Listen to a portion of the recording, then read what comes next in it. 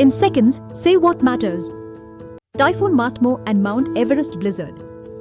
On October 5th to 6th, 2025, parts of southern China and the Tibetan Plateau experienced two severe weather emergencies. Typhoon Matmo slammed into Guangdong and Henan provinces while an intense snowstorm struck the eastern Tibetan slopes of Mount Everest, sending rescue operations into overdrive.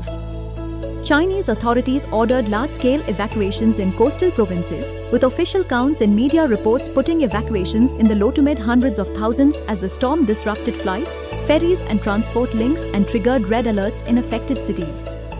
Concurrently, a fast-moving blizzard and severe high-altitude weather on the Tibetan side of Everest trapped and stranded hundreds, with rescue teams mobilizing to guide climbers and trekkers from exposed camps. International and Chinese state agencies reported that several hundred to nearly 1,000 people were affected in the Everest region. In various reports, aerial and ground teams worked to evacuate and provide shelter and medical aid as communications and weather windows dictated.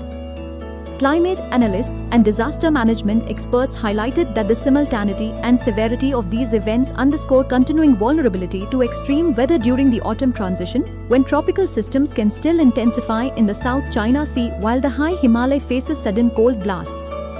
Authorities emphasized early warnings, sheltering and transport suspensions to reduce casualties. Local governments deployed search and rescue personnel and emergency supplies. The episodes prompted questions about preparedness for compound weather disasters and the need for better high-altitude forecasting and rapid response capacity for both coastal and mountain emergencies. Stay tuned on BizShort for more such updates.